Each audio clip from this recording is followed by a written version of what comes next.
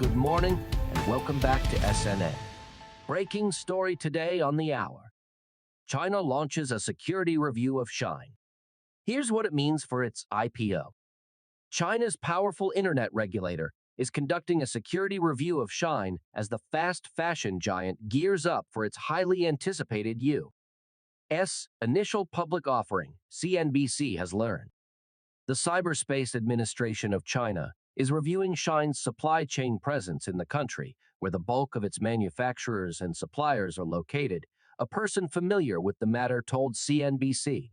The review focuses on how Shein handles information about its employees, partners, and suppliers in the region, the Wall Street Journal reported. The CAC is also examining whether Shein can ensure that data doesn't get leaked overseas, according to the journal. Shein didn't respond to CNBC's request for comment. The review poses several issues for Shein, as it takes steps toward an IPO after it confidentially filed to go public in the U.S. in November, CNBC previously reported. For one, it squarely positions Shein as a Chinese company, at least in the eyes of China, at a time when relations between Washington, D.C. and Beijing are increasingly strained. Shein has worked hard to present itself as a global company that was merely founded in China, as lawmakers from both sides of the aisle have expressed concerns about its ties to the region. If Shein wasn't a Chinese company, the retailer wouldn't necessarily need Beijing's permission to go public, said Drew Bernstein, the co-chairman of Markham Asia and an expert in U.S. and Asian capital markets. U.S. regulators are increasingly concerned about Chinese companies doing business in the U.S. and want to ensure sensitive data on American customers doesn't end up in the Chinese government's hands. Beijing also has similar concerns. Shein will not only have to win over U.S. regulators, but it will also have to secure China's blessing.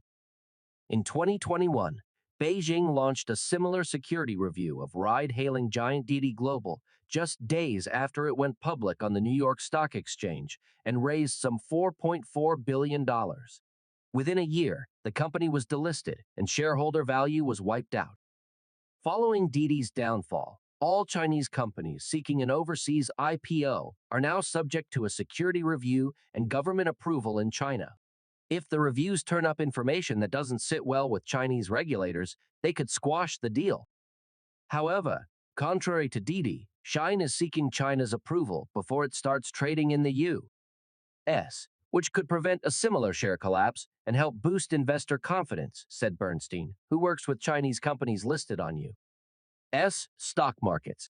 Bernstein noted that Shein previously moved its headquarters to Singapore and does not sell its products in China, which could alleviate concerns from Beijing that information on Chinese customers could end up in the U.S.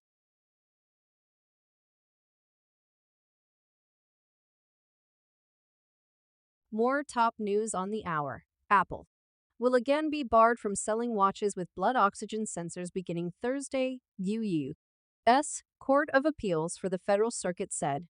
The court order Wednesday did not rule on Apple's effort to overturn a U.S. International Trade Commission ban on the company selling the affected watches in the United States. But it lifted an injunction that had blocked the ban from taking effect while that appeal is pending. The ban stems from an intellectual property dispute with Masimo, a medical device company. In October, the International Trade Commission found that Apple's blood oxygen sensors had infringed on Masimo's intellectual property. Apple shares fell slightly in Wednesday afternoon trading. The ban prevents Apple from importing the devices in question, both the Apple Watch Series 9 and Ultra 2. In December, Apple chose to briefly remove the affected watches from its online and retail stores, though retailers with those devices in stock may still sell them.